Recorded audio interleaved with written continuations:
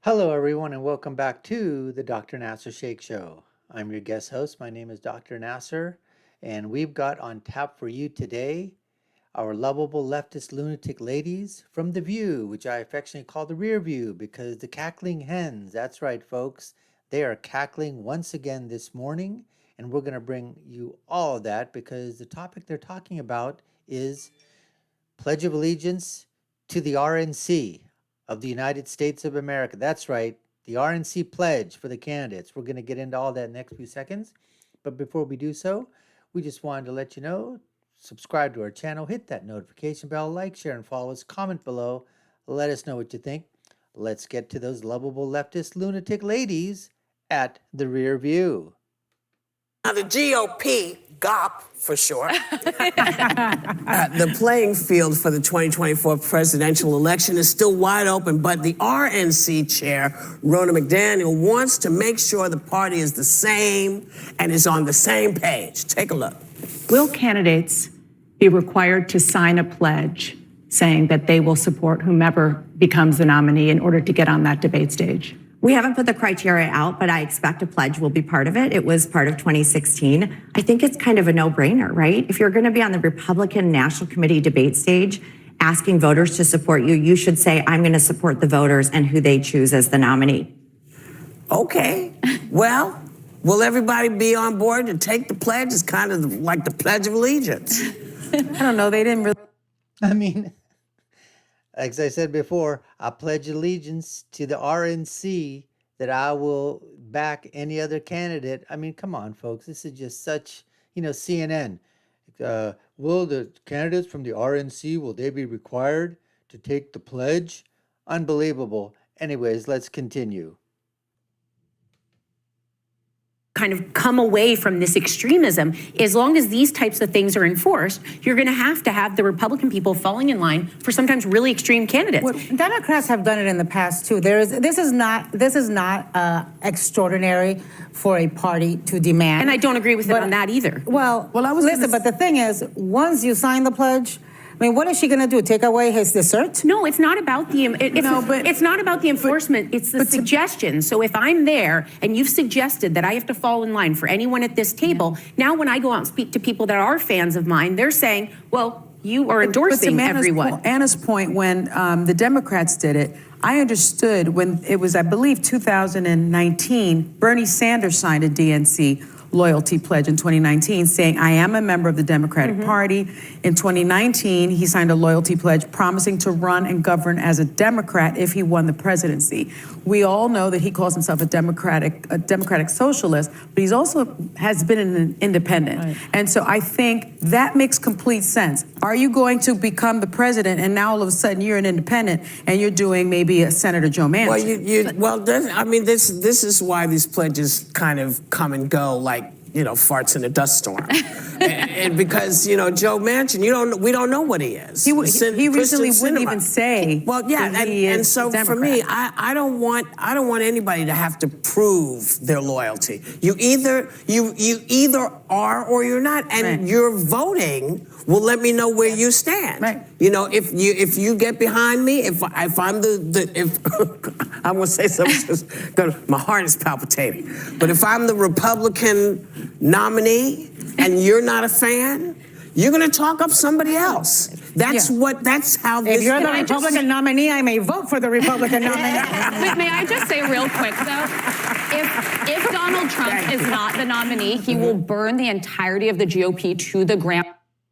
Now, again, here's Alyssa. RINO, just like Anna Navarro, RINO, and she says, if Donald Trump is not the nominee of the Republican Party, he will burn it down to the ground. They said the same thing in 2016. If he doesn't win the election, he will just basically burn it right to the ground. And what will happen? The Republican Party will then return back to its elitist roots. None of that happened. Obviously, he won in 2016, but they just keep this fear mongering, this gaslighting, keep adding taking basically just all the time talking this stuff up. The hyperbole that comes out of these people's mouths is absolutely unbelievable. as far as the pledge is concerned, folks, look, as long as everything is above board, you take the pledge. I think you should. That's right. If by chance, listen, if it's fair and square in the primary and everything is okay, whoever comes out of the primary should be the candidate that you fall in line with. Because at the end of the day, you are voting for the candidate, you are voting for party, and you should back the candidate that was there. Now, I know that sometimes, temperatures and feelings run deep, and people say, there's just no way. If my candidate doesn't make it, I'm not voting for anybody else. I tend to feel that, a Republican, most of the time, any Republican would still be better than any Democrat, although it's that close, depending upon the RINO Republicans that we basically, put in place before in primaries too. Let's continue. Purely he'll out of try. spite and revenge. He'll try. He'll probably be successful try. this time. I don't know. He'll run third party or he'll trash whoever our nominee is. He's going to do that. Listen, he's going to do that no matter what. But And so you have to know that he's going to be in his crib, jumping up and down, kicking the walls, needs the doing money. the things. He needs the money. Whether he needs the money or not, there's always somebody who will give him the money. But his desire should not have any push on what you decide to do or what you decide to do or what any of you decide to do if you're Republicans. If you are an American citizen who believes in the Republican Party, then you have to stand for what you believe in. Not for what he believes in, but for what you believe in. Amen. What Whoopi is saying here is that you have to stand for what you believe in and not what he believes in. You know what? The reason why you usually gravitate towards a candidate is because what you believe in is what the candidate believes in. I can't think of a time when there was a candidate that I liked, but whatever his policies were, whatever he liked, whatever he was basically putting out there, whatever he said he wanted to do, and I looked at that candidate and said, nah, that's not what I think, but I'm still going to back you.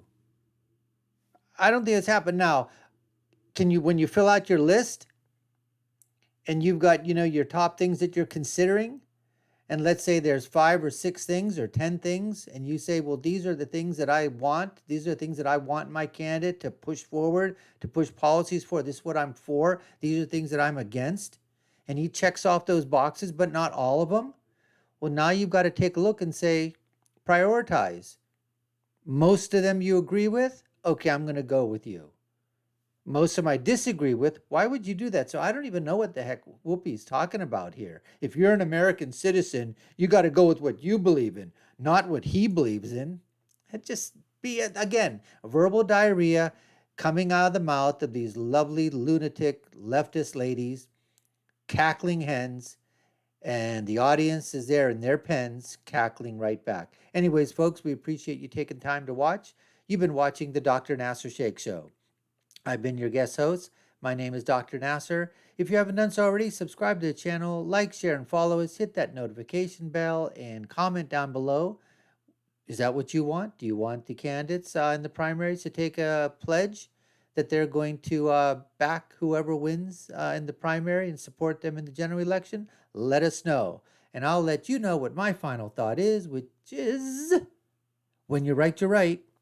And when you're left, you're wrong. We'll see you again next time, folks. Take care and stay safe.